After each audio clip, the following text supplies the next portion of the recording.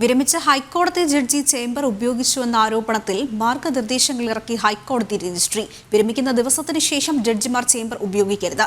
വിരമിക്കുന്ന ജഡ്ജിമാർക്കും സ്ഥലം മാറിപ്പോകുന്നവർക്കും ഇത് ഒരുപോലെ ബാധകമെന്നും ഹൈക്കോടതി വ്യക്തമാക്കി. ജസ്റ്റിസ് മേരി ജോസഫ് വിരമിച്ചതിന് ശേഷവും ചേംബർ ഉപയോഗിച്ചുവെന്ന് ചൂണ്ടിക്കാട്ടി ഹൈക്കോടതി അഭിഭാഷകൻ നേരത്തെ ചീഫ് ജസ്റ്റിസിന് കത്ത് നൽകിയിരുന്നു. ഈ ആരോപണങ്ങൾ നിലനിൽക്കെയാണ് ഹൈക്കോടതി രജിസ്ട്രി മാർഗനിർദ്ദേശങ്ങൾ പുറത്തിറക്കിയത്.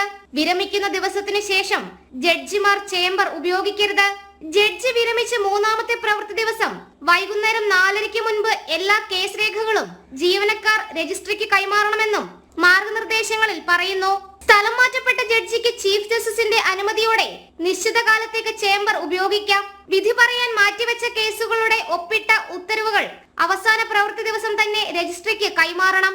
വിരമിക്കുന്ന ജഡ്ജിമാർക്കും സ്ഥലം മാറിപ്പോകുന്നവർക്കും ഇത് ഒരുപോലെ ബാധകമാണ്. വിധിന്യായം തയ്യാറാക്കിയിട്ടില്ലെങ്കിൽ ബന്ധപ്പെട്ട കേസ് രേഖകൾ രജിസ്ട്രിക്ക് കൈമാറണം. വിരമിച്ച് മൂന്നാം പ്രവൃത്തി ദിവസത്തിന് ശേഷം ബന്ധപ്പെട്ട ജഡ്ജിയുടെ പേരിലുള്ള ഉത്തരവുകൾ ജീവനക്കാർ വെബ്സൈറ്റിൽ അപ്ലോഡ് ചെയ്യാൻ പാടില്ല. ചീഫ് ജസ്റ്റിസിന്റെ നിർദ്ദേശാനുസരണം ഹൈക്കോടതി രജിസ്ട്രാർ ജനറലാണ് ഈ മാർഗനിർദ്ദേശങ്ങൾ പുറത്തിറക്കിയത്. മയക്കുമരുന്ന് കേസിലെ പ്രതികളെ വെറുതെ വിട്ടതിൽ റിട്ടയർഡ് ജസ്റ്റിസ് മേരി ജോസഫ് ഒത്തുകളിച്ചു എന്നതുൾപ്പെടെ ഗുരുതര ആരോപണങ്ങൾ അടങ്ങിയതായിരുന്നു ഹൈക്കോടതി അഭിഭാഷകൻ ചീഫ് ജസ്റ്റിസിന് അയച്ച കത്ത്. ജനം, കൊച്ചി.